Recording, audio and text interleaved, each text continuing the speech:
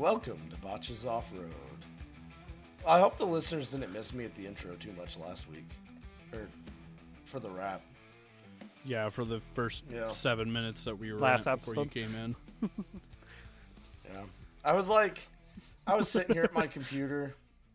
Well, John's computer, trying to fix an instability issue. And I was like, you know what? I do want to record. I really do want to record. So It was funny because me and him talked for like an hour and a half this morning, and on the phone, and I was like, "Fuck! If we could talk for an hour and a half this morning on the phone, he could talk with me later. Like we should have just recorded." And when we talked for an hour and a half this morning, I was like, you know, it kind of hurt, but it wasn't that bad. I didn't cough that much. Maybe I'm better. So I just said, screw it. I'm going to record. Don't mind me. I'm putting numbing mouth pain liquid into one of my cavities or something because your boy's Hopefully they struggling. get that shit Just taken figure out what care you're of. doing. Yeah. Well, the last time I think I said something about it, it was like my wisdom teeth area. And now, since that stopped for like a week, I was good. Like, no pain at all. I was like, cool, now I could forget about it again and keep going. And then I was eating, what's a prosciutto? It was some other kind of fancy meat that had peppercorn kernels in it. I would say it's an apple. It's always a fucking apple. No, it was a peppercorn kernel in one of those fancy meats that has peppercorns in it. And I was eating the bagel. Bagel's soft, cream cheese soft, hard salami didn't have any peppercorns soft. And I bit down full force on one of those peppercorns, and it hit me right in the middle of one of those rear teeth, and I could feel my tooth splitting. Like, I could feel it spread when I bit down.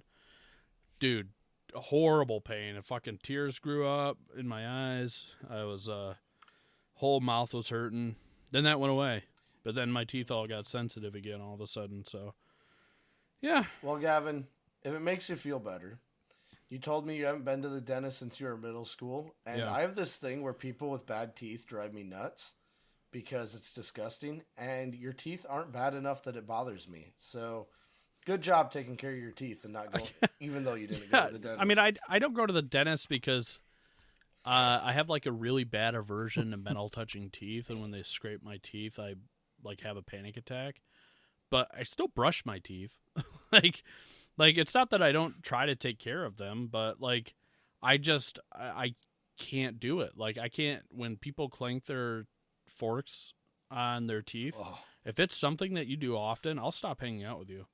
That's how much I hate Dude, it. Like, I used to work with this girl. She was really pretty too, like drop dead gorgeous. And then she would smile, and every single one of her teeth had some kind of pit in them, and it Yeah. was the biggest like turn off. I was like, "Fuck, dude." yeah.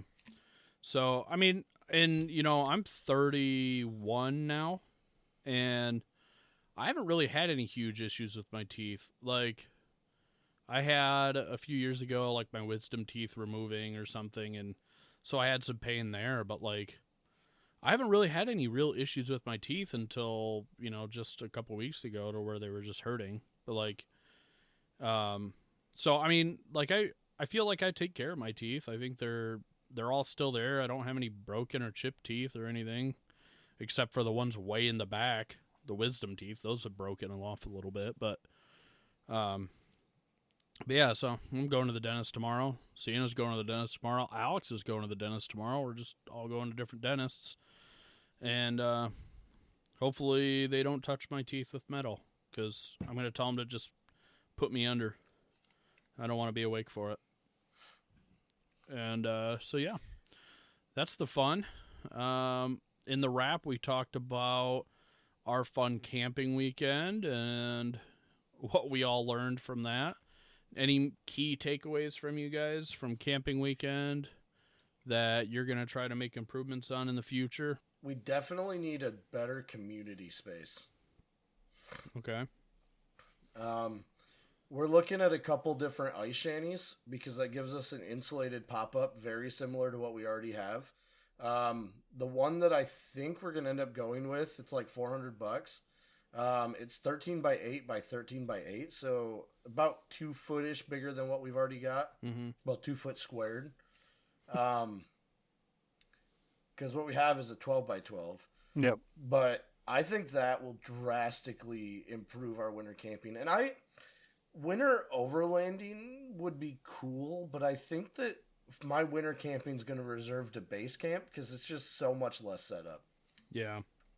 I think until I get myself figured out a little bit better, I'm going to be reserved to winter base camps, and not a ton of them until I get it figured out too. So, I mean, my key takeaway is I need a different tent, straight up. I mean, the tent was just not good for it. We're already outgrowing our 2-person tent because of the kid now. We have a 6-person tent. Takes a while to set up. It's getting old, starting to get rips in it. Can't withstand super high wind speeds. Anything over 30 and that thing starts to kind of fold. Like I said, it takes 2 people to put together, and it's a base camp pretty much only. So my main considerations for my next tent are going to be that it needs to be 4 to 6 person tent at the most, a 6-person. It has to be pretty easy, simple setup that someone can do by themselves, like me, because we have the kid, and you can't watch the kid and both people set up a tent. That's just not how toddlers work. So yeah. So I think I have a tent in mind. I've been looking at the Acacia, and as I was kind of talking to Alex this morning, I might stay away from it, because by the time you order the Rainfly and the full Rainfly for the Acacia, you're looking at closer to $700 some, getting close to $800, and they haven't done anything on any of their socials. Like, they've had no correspondence. I've emailed them a few times with questions, nothing back, not even like a reply email back for it, like that we'll get back to you. So that's kind of unsettling, plus no media. And I guess to kind of go back to another conversation me and Alex had earlier today, what's concerning about that is I was listening to Tyler in our Morphlate episode, and I'll tell everybody this too. I feel like a dummy, but I've only listened to a few of the Snail Trail episodes because I don't really listen to a lot of them anymore because I don't work. So I didn't know Tyler from Snail Trails was Tyler from Morphlate. So yeah, I'm sorry, Tyler. Sorry, Snail Trail guys. I have listened to episodes, but like Tyler does a good job in the Snail Trail episodes of not like being overly how would you say that? Like pushy, overly talkative about the fact that he is, that he owns like Morphlate and that he does all that.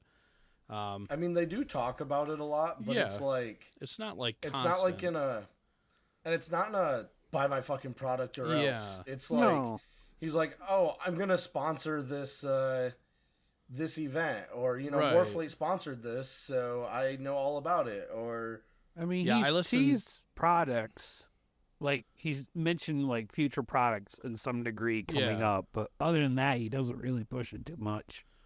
Yeah, like I've listened, like I had enough time to listen to like 2 more Snail Mail ones. I think that's what they call them, right? Snail Mail. Yeah. Were any of them I was in? Actually, I thought for a second because they said Alex, and I said, oh, and then they go Alex other Alex. South Carolina. Yeah, they go other Alex, and I'm like, oh, but yeah. So they were talking about that, and then they started talking about businesses. But anyway, circle back to what I was originally saying is that he mentioned that there are some companies that aren't really in it for the long run. They're in it to make a startup, make a product, and then stick in it for a couple of years, make some good money off of it, and move on.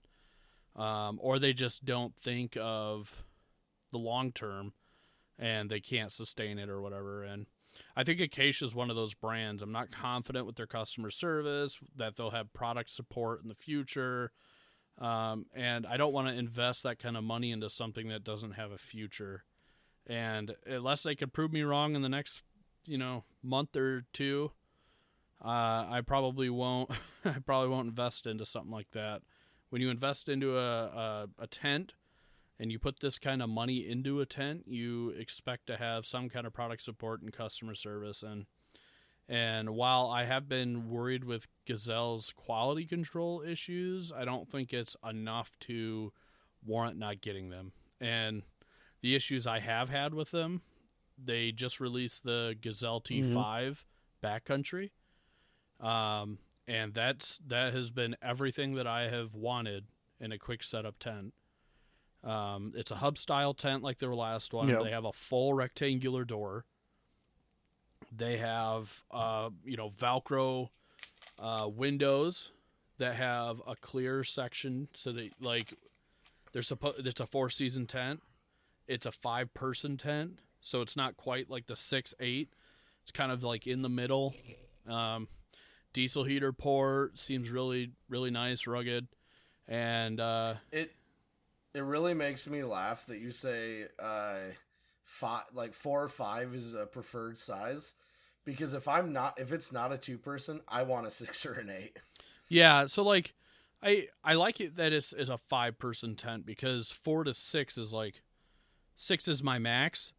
4 to 5, I'm assuming 5 is my sweet spot, right? So gives me a little extra space to put like the battery for the diesel heater, our gear, for the kid to walk around and run around in, so while not being frigid cold in the winter or cold months. So it has embodied everything that I've wanted from a tent, other than size and weight. It's still the typical Gazelle tent style, so it's got that long bag.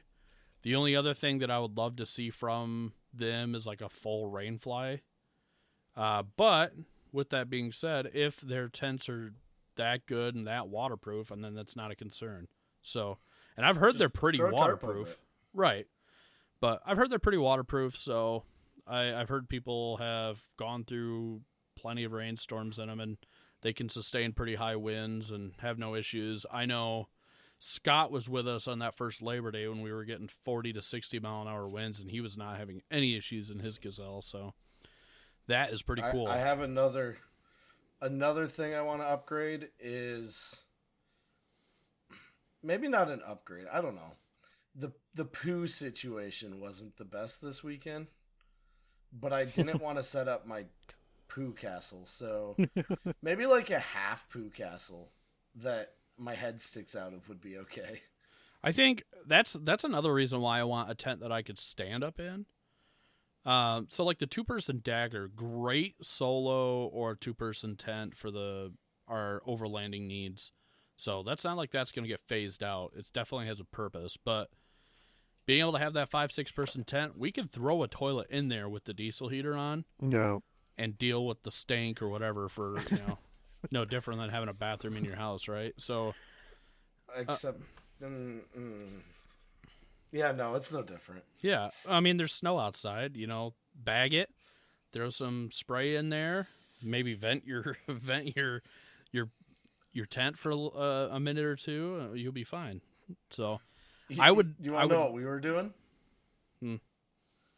We dug a spot for the toilet, set the toilet there, and then we took my army tarp and just wrapped it around our waist before we sat down. He said whoever needs to use the bathroom first gets to set up the tent. Well, it ended up being him. He didn't want to set up the tent at all. I didn't have time. I had to go. I even took an Imodium, and Imodium worked great the first day when we were stuck and everything. The second day after the red beans and rice and sausage went through the system, yep. And I was getting like IBS issues, so yeah. Walking tacos went through me Saturday night. Yeah. This camping trip was interesting because usually I do have like really bad IBS issues. I didn't this time. The walking tacos, went through me, but other than that, my poops were even solid. I don't get solid poops. Yeah, I don't either, and I don't eat like a super unhealthy diet either. Like, I don't use a lot of fats. It's usually solid, like fully cooked meals. So even when we're camping, it's not really that bad of food. And I think I eat better camping really, because I try to have better food while we camp. So You know, the poop situation, that'll be great in a bigger tent. Otherwise, we'd have to like run a diesel heater tube to one of like the side awning tent on the truck would have been great this weekend had I not broken it during poker run. So because I did rip that off and it's still strapped there. It's been too cold for me to want to fuck with it. It's like hasn't moved yet, so I'm like whatever. I haven't taking my tent off the roof. I haven't done anything. It's all still in the truck. Oh, you know what I would like to address too? You know that whirring sound I was talking about? After driving around for a while, it seems to quiet down. I don't know why. I don't know if it's because the oil warmed up. I haven't driven the truck long enough since I changed it. I don't think it's a problem. I think you're good. Let's hope. But yeah, no, I didn't have any issues this weekend. I did accidentally I was rocking it from drive to reverse a few times, and I might have slammed it into drive before I got slow enough to in reverse. So it kind of like lurched me, so that kind of fucked me up a little. But yeah, no. I think that's really my only improvement. I think with a better tent to insulate for that heat that I was actually getting from the diesel heater, I think we'd be in a better situation. In the future, there is a chance that I upgrade bags, but I think, honestly, I'm going to keep the bags and just get some quilts and stuff. Because some wool, some down. I want to get some good down quilts. Some really, really good pack down quilts that we could throw over us. That one I got for Christmas is fucking solid. Is it down? Is probably, yeah, it's a packable like hiking down quilt. Yeah. Yeah, I think and it's solid. That is the way. I know coming into this year, I got to get the kid a sleeping bag or something. We have an old Coleman bag that I might just let him use. And then the army green wool blankets, you can get those for like $20. Yeah, I think I'm going to get a couple of those. The secret safe of the day, which I don't think I mentioned in the wrap, and I don't know if Mark heard, but you know those one-sided blankets? They're like blanket on one side. The other side's like plastic, so you can lay it in the grass or on the ground. It like folds up. Like a truck, like the truck seat cover thing you can get from AutoZone. Yeah, you know the one that rolls up into like a rectangle? I think you have one too. I got mine from Tractor Supply. I think I have the same one. Yeah, I got mine from Tractor Supply. It was given to me. But so I had that to put out in front of my tent so I could get in and out of it because I have to crawl in the snow to get out of my two-person Dagger, which that sucked too, by the way. But during the middle of the night with the wind coming in, I had these toggles on the side of my screen. I opened up my zipper, cut holes in that one-sided blanket, and hung them through the toggles, and it completely blocked the right side of my tent off. Yeah. So it wasn't, mesh only there. And that helped the heat retain in. And then I pulled in my Rainfly on the left side, unhooked it, pulled the whole Rainfly under the tent, and smushed it into the snow to kind of anchor it down to keep the heat in over there too, so the wind wasn't pushing in and like getting rid of all my heat, and that helped. So, yeah, I mean that little blanket kind of saved the day. I did have a blanket underneath my pad, and that was good. It was really good for moving around in the tent because it didn't I wasn't sitting right on the snow or on the tarp at the bottom of the tent. So other than that, though, yeah, I think that's just my main thing is a tent.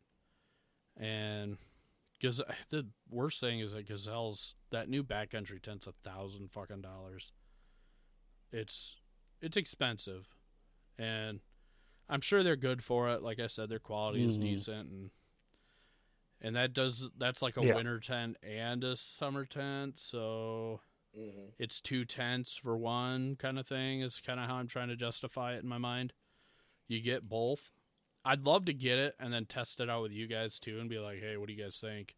We do like a Too bad you need a bigger tent, because there's a Light Fighter 2 with winter kit for like $350 on Marketplace right now. But that's like just slightly bigger than your Dagger. Yeah, it's literally the size of my swag. Yeah. They're like within a couple inches of each other. Yeah, I mean, if I was solo, I'd probably just use a swag. Or, well, I mean, honestly, if I was solo, I'd just truck camp. But so, truck camping would be the best way to do that. Throw your diesel heater in through the fucking window. Oh my god, dude, you'd be so warm all night. Dude, your truck would don't be warm even do that. Build your diesel heater into the truck so you don't even have to do anything. You just turn it on. Yeah, I mean, if I had like Mark's truck and I had like a bed and everything, hell yeah. Do a 6-foot like bed, one of not those... a 5-foot bed. Oh, I was gonna say you can't lay down in your truck if you fold everything flat either, can you? Not at all. It's not like a full cab. Or mine's a full cab, but no, you can't even do that. There was a guy that had a Tacoma where he got in an accident with it. He deleted his passenger seats and made an old platform for him to sleep in. He was like camping out of it. Short guys got it easy if they can go fucking passenger to drivers and just sleep in the back seat. Yeah, you ever see those, like the car beds? Yes. Yeah, they have like the inflatable beds that you put on the seat and then inflate it, and you could sleep in the back seat. Those people got it easy, man, being that short. What the fuck? That being said, though, the passenger seat, at least, not so much the drivers, but once it's reclined and so far back, it's actually quite comfy to sleep in. Yeah. Fuck, I've done that in the Toyota, too. I'd say Toyotas, their seats recline pretty far back. I think just about as far as you can let it go without touching the other seat behind you. So that is nice. I've spent a night or two in my seat. So, but yeah, I don't know. You got Mark. You think you're gonna do any tent changes this next season? Are you I'm happy with your Light Fighter? It's done everything I got. It's capable for all seasons right now. I just have to take the one layer off when it comes to summertime because I'm gonna not want the extra layer. Yeah. If anything, I like to get a whoopee blanket just for, because I don't sleep with my sleeping bag fully zipped because it gets up to a certain point and then I just don't like how the comfort level with it being zipped. Yeah, just like you don't like being confined, like you want to spread out a little. Yeah. Yeah, so I usually leave it zipped open. That was kind of It hasn't bothered me until, except for the other weekend when we first did our test camp for wintering. Yeah. It's kind of the downside to sleeping bags is if you like to sprawl, they don't really allow for that. Now, especially I did the get Mully bags. Yeah. So I did that was one of the considerations I got. I got like a wide rectangular shaped sleeping bag. And it was meant for some people with wider shoulders, a little bit bigger guys, and it's nice because I can kind of sprawl a little bit in it, but I can move around. Mm-hmm. It still has a hood that if you wanted to kind of mummy yourself, you could, but the only downside is that when you want the toe box to be really small to help keep that heat in, you kind of have to like fold it into a mummy style, but which is kind of what I did this last weekend, so. But honestly, the bag's done great for me. It's a 0 degree, and I think that in 0 degrees I would have survived. But I would obviously that's not a comfort rating. So, yeah, it was like -2. I mean, it was below 0 degrees that night. Yeah. Yeah, we were in the negative pretty good. We got down to like -17. Yeah, I don't know where I was exactly. I know in the tent I was at like 45 and then I was at 60 at the top because I had my as I said in the wrap, my monoxide meter has a thermometer on it and it said I was running around 55, 60 at the top of the tent. So I was probably at a good like 45-ish, 50 in the bottom part. Much cooler down. You could feel the difference. I definitely feel the difference from moving my hand from an inch or two from the bottom of the tent from, a foot or so up to the top of the tent. Easy difference. Yeah. I think I've got my winter sleeping setup is pretty solid. I used to have issues with the swag because I had to roll out into the snow, but then I realized I was being dumb and I can just open the roof and go out the roof. That made the swag way more usable. And then because I can pretty much completely close the swag up, even like when we camped last weekend in the yard, that night that Mark bitched out when it was like negative 27 or whatever. By the way, valid bitch out, by the way. That's valid. Yeah.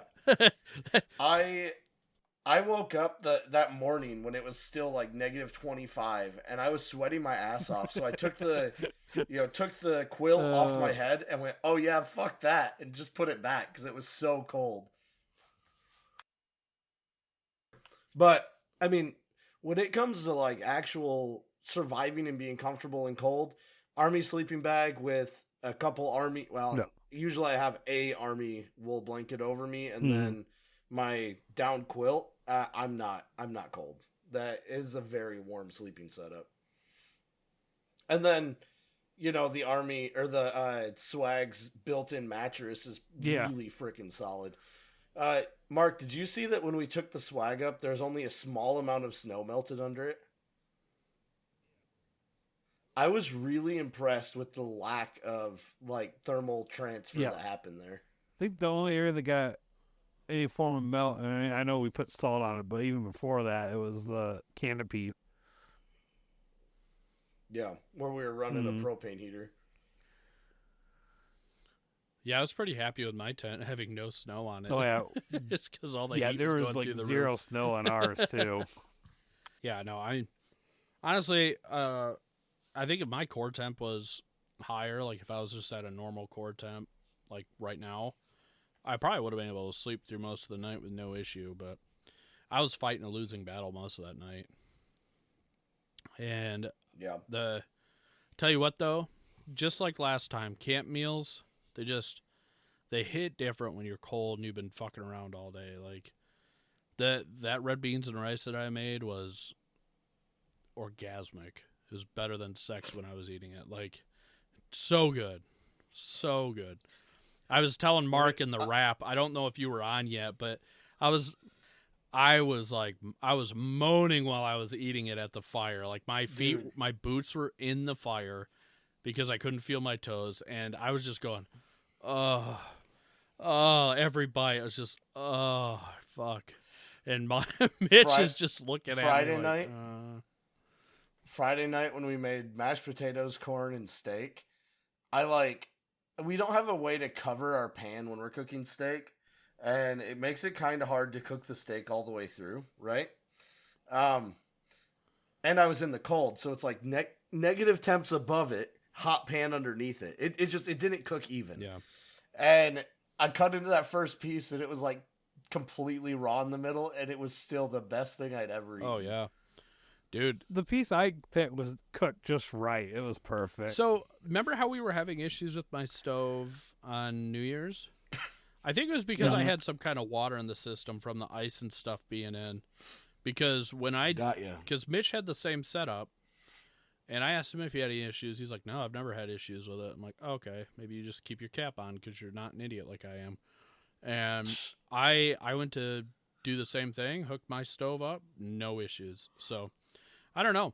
I was really happy because it got really hot really fast, and I was cooking that rice. It was boiling. If you think about it, people put their propane in a jug of ice to get it to cook hotter. I mean, our propane tanks sit outside all winter. So, like, it can't be too bad, like, obviously, but I was just like... It was just weird that one day. Yeah, it was just being weird. And I think it was because, and for anyone who might not know... which probably is most of you, for New Year's, I had forgotten to put the cap on my propane tank, and it sits on my spare wheel. So the whole inside of my propane tank nozzle was just iced over, so we had to get like a heat gun and warm that up before I even hit it. So I think I had some water in there Mm-hmm. And when I opened it up, I think it was just affecting the propane mix. So yeah. But no, it was great. Really, really happy with the cooking setup this weekend. Could you imagine if there'd been a propane leak that time we put the heat gun to it? That would have been interesting. Yeah, that might not have been the smartest thing we've ever done. I mean, I can't lie. I was thinking about putting a torch to it, but but I thought against it. I feel like there was a leak. It wouldn't have been froze over, though. Yeah. Just for any listeners, like, I think about these things. It doesn't mean that I do them. I have a lot of intrusive thoughts. A lot. I thought about leaving my truck the other day, just sitting out in the middle of the snow and just walking away and never coming back. Just saying, fuck overlanding, fuck camping. Like, I was getting frustrated. Doesn't mean I'll do it. I thought about sleeping there that night, too. Didn't mean I'd do it. I definitely shot a leaking propane tank the other day, like one of the little 1-pounders, because it wouldn't stop leaking. And I'm like, how do I dispose of it? So I just threw it out in the yard and shot it. It didn't explode. It was already leaking. No, they're pretty good. I wish it had. By the way, what was up with your old buddy heater? Probably already. Alex, why it was broke? Oh. Yeah, I don't know. The igniter wouldn't work, and I'm like, I'll just take it apart and fix the igniter. No, it was really broken. Yeah, it's funny because Mark told me about that on the wrap, and I'm like, I had 2 of them that he could have took. I had a propane tank mounted heater with the double cans, and I have the same buddy heater we took for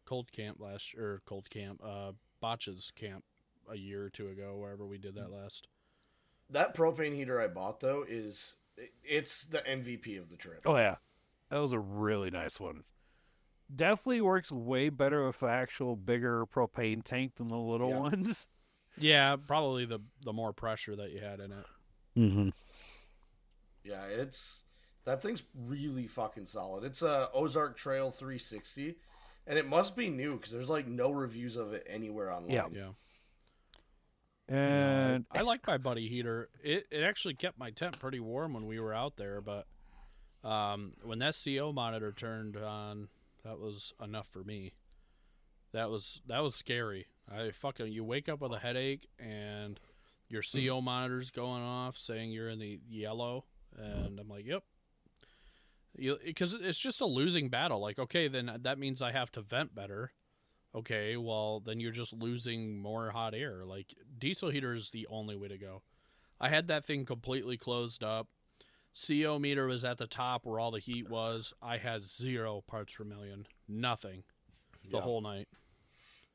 I mean, if you're using a propane heater in like a canopy or something that's pretty well ventilated to begin with, it's pretty solid. But I would never use a diesel heater in like a closed up tent. Heater. Like, that's just asking for issues. Yeah. I was gonna say, I'm like, that's what I did all last weekend, and I was fine. Like, so yeah, no. But you were mostly mesh to begin with. It was very windy for you too. Well, after I used up all the mat and stuff on there, I wasn't getting any wind travel through it, thankfully. But I still had a lot of thermal loss through the floor. Yeah. Think he muted himself unintentionally? Yeah, the buddy's using he loves to come in now. Like, he just knows. Bye. Well, I totally would have said hi. Bring him back. No. Sienna already locked the door and closed it. He needs to be a common occurrence on our he hasn't missed a week so far in the last few weeks, so but we're potty training right now, so he's got the old Spider-Man chonies on, and it is not going well. He's still young, but like, my lord. Like, hey, you need to go potty? Let me feel. You go to feel, and it's like, oh, you already pissed yourself. Hey, why don't you tell us you had to go potty? He goes, I have to go potty. I'm like, it's too late now. Dude, it's too late. Thankfully, he hasn't pooped yet in those, but we've been just trying to introduce him to him, and we went through like 4 of them in 3 hours, his underwear, and at that point, he was just getting tired of us changing him all the time, so then he started to think it was more of a punishment. So we were like, all right, let's take a break from these for a bit. But he's doing good. He's going to be such a cool camper. I'm super excited to do like solo trips with him next year because I think Sienna will probably hang back on some of them, whether it's just from work or whatever. And me and him are going to try and still go out. I think now, especially because I'm watching him throughout the day, we've bonded a lot better. So he's not always up mom's butt all the time. He wants to be with me too, which is great. So I think that it's going to be a lot better year for that. And I'm excited to do some solos with him. Just let him run around for the day. He could just run around in his underwear. I don't even care. Jackson's been doing this new thing that's really funny. Every morning he wakes up and he goes, I'm on Aunt Kay's side today. Or I'm on Uncle Alex's side today. Rude. And then he spends the whole day hanging out with, whoever he decided he wanted. Jasper gets up in the middle of the night we live with the dad again. And he'll go to bed at like 9:30 because he gets up at like 3:30, 4 to go to work. And just to be clear, when he says the dad, he means Sienna's dad. Yes. Not saying Jasper has a different dad. No. Sienna's dad, the father-in-law, we live with him. So when Leo, the father-in-law, goes to bed at 9:30, Jasper comes up to me, gives me a hug, goes, night-night. Like, where are you going? I'm going to go sleep with Grandpa. I'm like, you ain't going to go sleep with him. Like, you're going to go and try to, like, watch a TV show or something. And so he, like, almost every night now he does it. And eventually Grandpa's like, all right, you're done. And he'll come into our room. And then, like, he'll get pissed off at us for hogging the bed or something. And he'll get off and go to Grandpa's room. So in the middle of the night, we just hear the door slam. And we look, and it's like it's either him coming in or him leaving. Because he can open and close doors and everything now, so...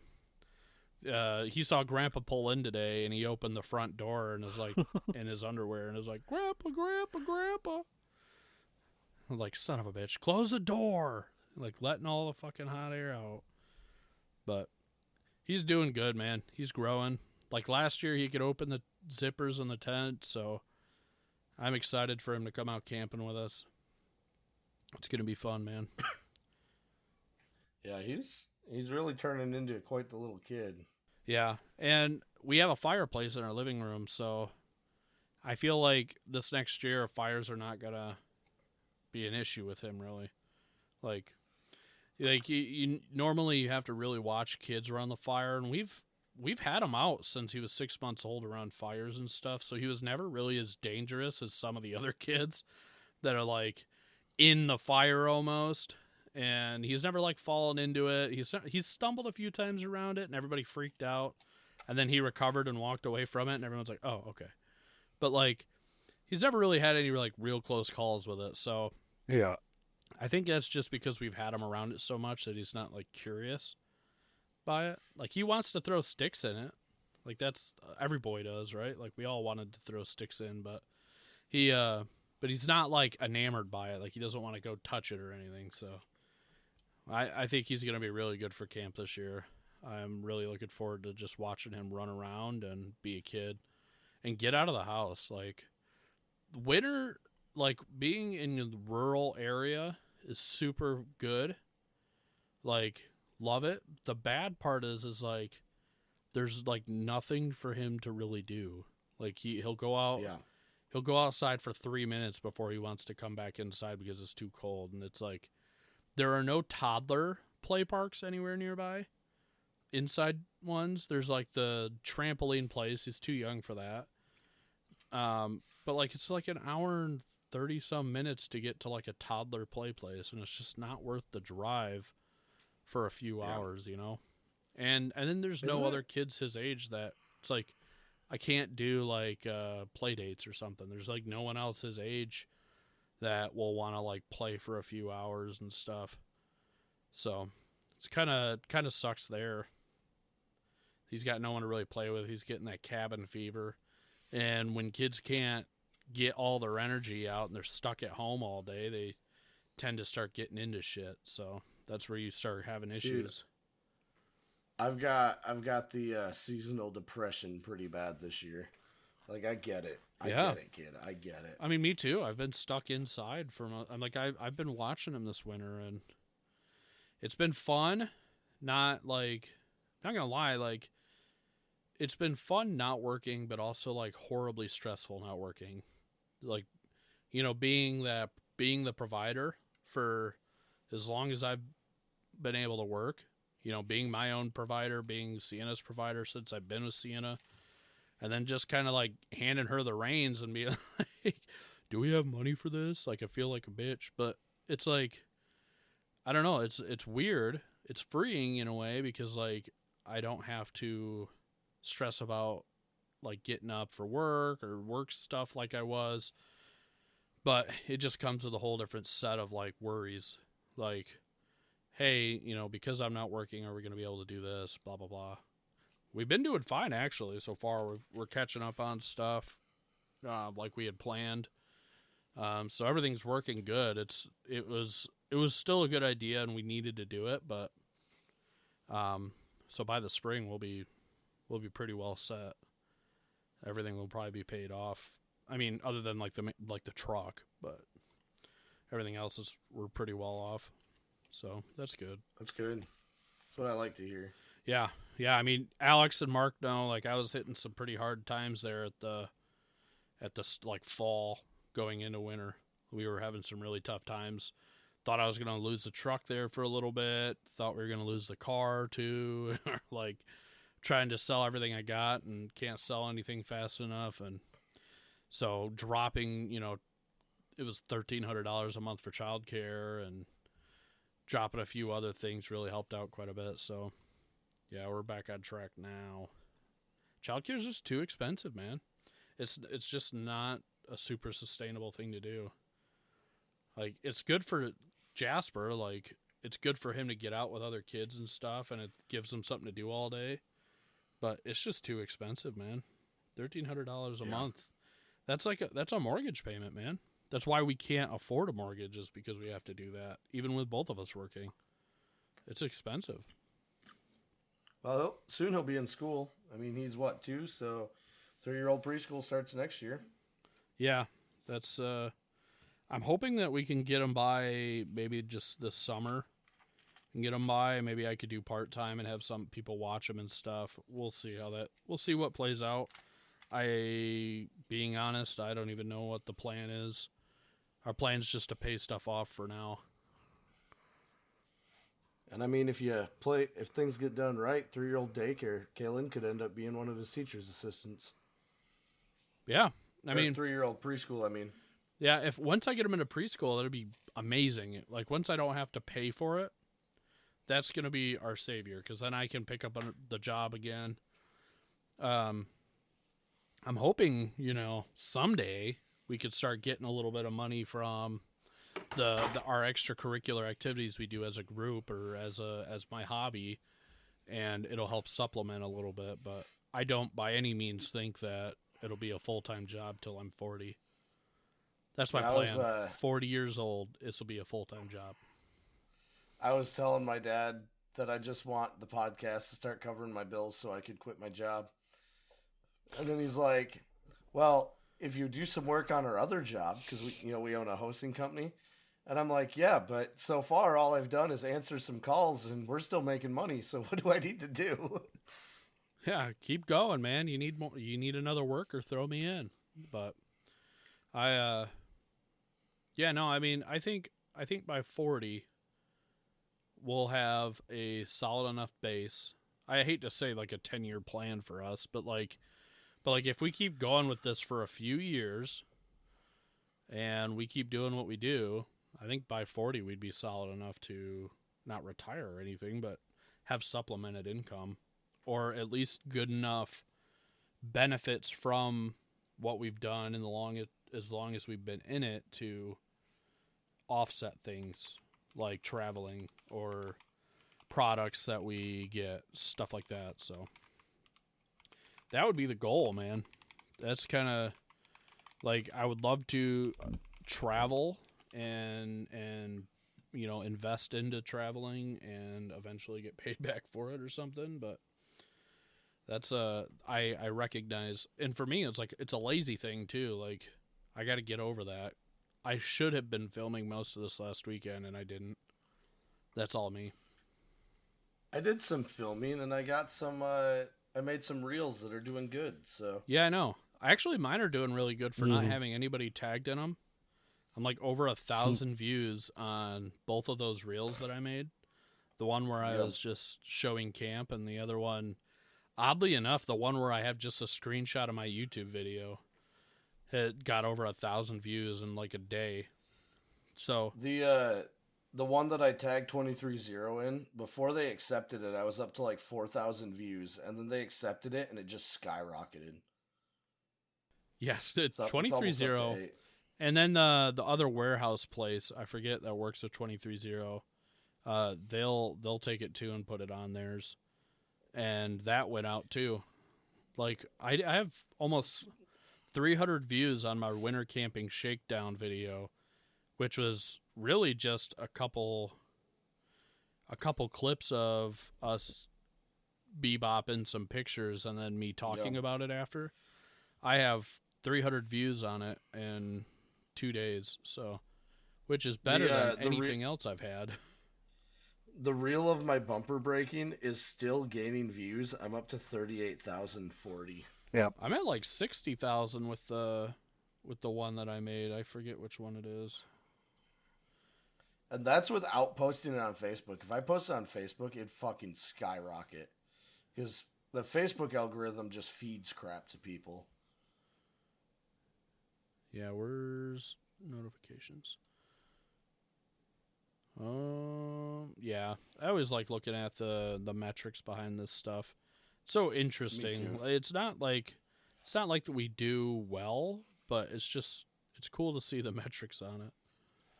That one you've got 60,000. I bet the majority are Facebook, aren't they? Because I know you post all yours on Facebook. They just cross post, so it's not like I do it like not unwillingly, but like it just cross posts onto it. So I turn my cross post off. I don't want my friends and family to know what I'm doing. I do. It's funny because I talk to them. I'll talk to my friends and family and stuff, and they'll be like, "Oh yeah, I saw that you went and did this, or I saw you went and did that, and that was really cool. It's been really cool watching you do this stuff. Like, we don't talk much, but I'm always watching it, and I really enjoy it. It's like, that's cool, because I'm not great at contacting family and stuff, but it's good that they're keeping up, I suppose. Yeah, I think it's interesting to just see like what platform stuff does well on. Excuse me. Yeah. Oh, someone tapped one of my external links lately. Interesting. I don't know which one that was. I wish they told me. It's interesting. But yeah, trying to see on that one that you were talking about. Oh, that's last 30 days. That's 90 days. Let's see. Yeah, so the Bison Gear one, that's up to 10.7 thousand views being tagged through Bison Gear. Non-followers mostly. And the other Bison Gear one's 5,000.